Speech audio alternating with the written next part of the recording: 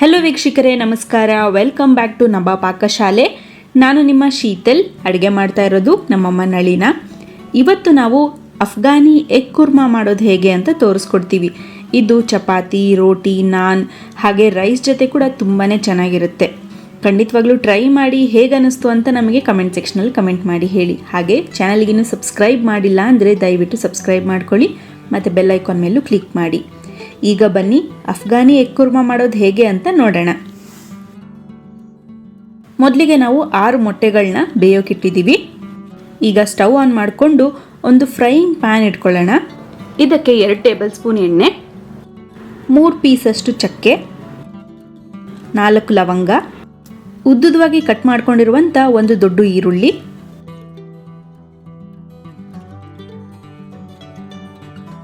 8 ಹಸಿಮೆಣಸಿನ್ಕಾಯಿ. ಖಾರ ಕಮ್ಮಿ ಬೇಕು ಅಂದರೆ 2ರಿಂದ 3 ಮೆಣಸಿನ್ಕಾಯಿನ ಕಮ್ಮಿ ಹಾಕ್ಕೊಳ್ಳಿ. 2 ಇಂಚಷ್ಟು ಶುಂಠಿ, 8 ಹೆಸಲು ಸಿಪ್ಪೆ ಸುಲಿದಿರುವಂಥ ಬೆಳ್ಳುಳ್ಳಿ, 10 ಗೋಡಂಬಿ ಹಾಕ್ಕೊಂಡು ಇದನ್ನು ಲೋ ಫ್ಲೇಮಲ್ಲಿ ಫ್ರೈ ಮಾಡಿ.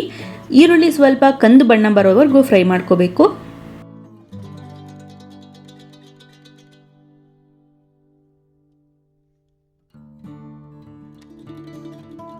ಈಗ ಇದನ್ನು ಸೈಡಲ್ಲಿ ತಣ್ಣಗಾಗೋಕೆ ಇಡೋಣ. ಇನ್ನೊಂದು ಕಡೆ ಸ್ಟವ್ ಮೇಲೆ ಒಂದು ಕಡಾಯಿ ಇಟ್ಕೊಂಡು ಇದಕ್ಕೆ 1 ಟೇಬಲ್ ಸ್ಪೂನಷ್ಟು ಎಣ್ಣೆ, ಸ್ವಲ್ಪ ಖಾರದ ಪುಡಿ ಹಾಗೆ ಸ್ವಲ್ಪ ಅರಿಶಿಣದ ಪುಡಿ ಹಾಕ್ಕೊಂಡು ನಾವು ಬೇಯೋಕ್ಕಿಟ್ಟಿರುವಂಥ ಮೊಟ್ಟೆನ ಸಿಪ್ಪೆ ತೆಗೆದು ಚಿಕ್ಕದಾಗಿ ಕಟ್ಸ್ ಮಾಡಿ ಕಡಾಯಿಗೆ ಹಾಕಿ ಫ್ರೈ ಮಾಡ್ಕೊಳ್ಳೋಣ. ಮೊಟ್ಟೆ ಫ್ರೈ ಮಾಡಿದ್ದಾಯಿತು. ಈಗ ಇದನ್ನು ಒಂದು ಪ್ಲೇಟ್ಗೆ ತೆಗಿತಾ ಇದ್ದೀವಿ.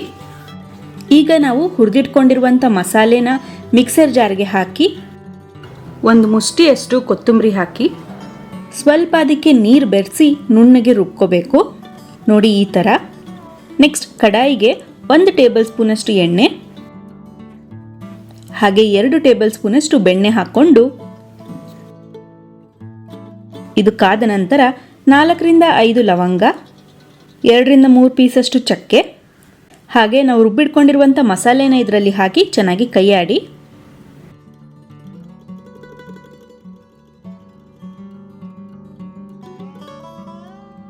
ಮಿಕ್ಸರ್ ಜಾರ್ಗೆನೆ ಸ್ವಲ್ಪ ನೀರು ಹಾಕಿ ಮಸಾಲೆನೆಲ್ಲ ನೀಟಾಗಿ ಬಳ್ದು ಕಡಾಯಿಗೆ ಹಾಕಿ ಇದು ಸ್ವಲ್ಪ ಕುದಿಲಿ. ಈಗ ಇದಕ್ಕೆ 2 ಟೇಬಲ್ ಸ್ಪೂನಷ್ಟು ಗಟ್ಟಿ ಮೊಸರು ಹಾಕ್ತಾ ಇದ್ದೀವಿ. ಅರ್ಧ ಟೀ ಸ್ಪೂನಷ್ಟು ಅರಿಶಿಣದ ಪುಡಿ, ಅರ್ಧ ಟೀ ಸ್ಪೂನಷ್ಟು ಕಾಳುಮೆಣಸಿನ ಪುಡಿ, ಸ್ವಲ್ಪ ಫ್ರೈ ಮಾಡ್ಕೊಂಡಿರುವಂಥ ಜೀರಿಗೆ ಪುಡಿ ಹಾಕಿ 1 ಟೇಬಲ್ ಸ್ಪೂನಷ್ಟು ಗರಂ ಮಸಾಲ,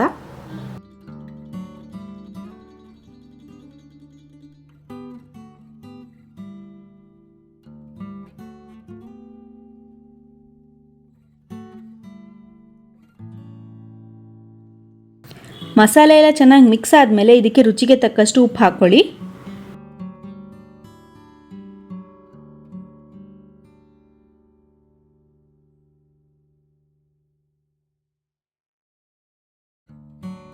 ಈಗ ಇದಕ್ಕೆ ನಾವು ಫ್ರೈ ಮಾಡ್ಕೊಂಡಿರುವಂಥ ಮೊಟ್ಟೆಗಳನ್ನ ಹಾಕಿ ಕೈಯಾಡಿ ಕುದಿಯೋಕೆ ಬಿಡೋಣ.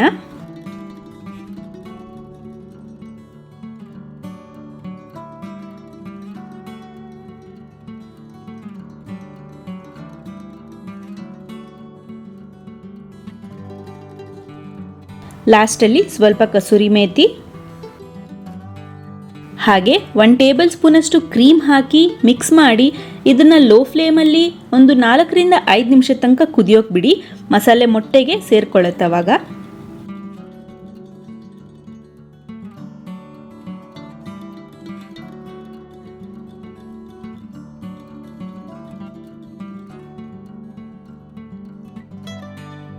ಸ್ವಲ್ಪ ಕಟ್ ಮಾಡಿರುವಂಥ ಕೊತ್ತಂಬರಿ ಹಾಕಿ